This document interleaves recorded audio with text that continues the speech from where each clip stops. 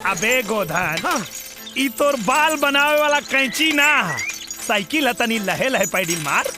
लहे लहे का चलाई बाबा जी के ठुल्लू। आज बुधवार के दिन एक तो दुकान पर आज ग्राहक तक भीड़ लगल हुई और जो बेचारा वहाँ अकेले हमारे इंतजार करत हुई और ये काम तो तू अकेले भी कर सकत रहला। अबे अकेले कैसे करती बे?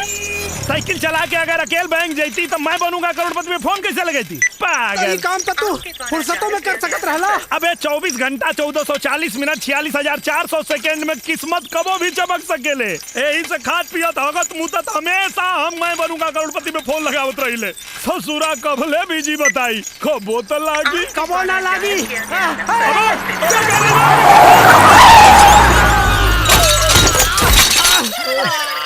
अरे गोधना, हाँ भाई जिंदा बाड़े। हाँ भाई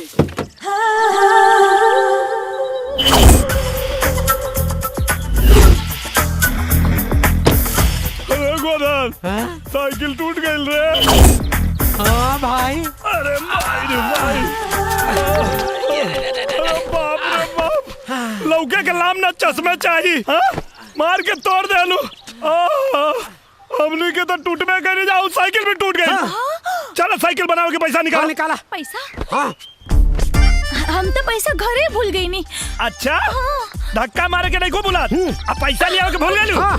तो का कर जला करे चेक चेक। हाँ चलो चेक दो। हाँ। चेक? निकाला। पैसा देखे तो चेक कहाँ से हुई? अच्छा, पैसा नहीं के चेक नहीं के? गरीब लड़की भाई, थोड़ा ज्यादा यार। अबे मार एक लपन नवाब के नाती। ए, हर जाना तो के भरे के बड़ी साइकिल बनावे के। हर जाना? हाँ।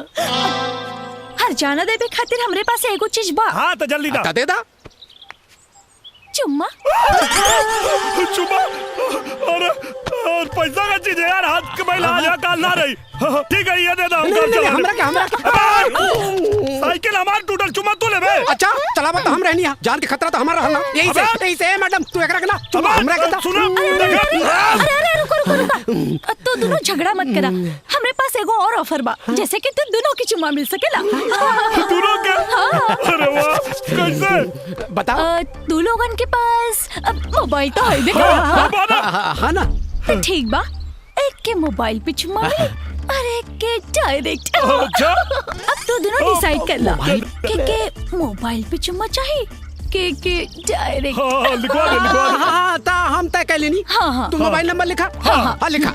772214 1714 1714। अरे हमार नंबर का लिखवा दे रे। काहे कि तू लेबा मोबाइल पर चुम्मा और हम ले डायरेक्ट।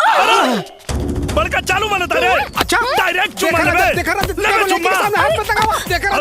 साइकिल तो हम चलाते पहले ही बताओ, हमारा बीचवा में काहे घुसल जाता है? काहे हमरा बीच में घुस जाला है? तोरा बीच में हम घुसी ले। अभी तो घुसला।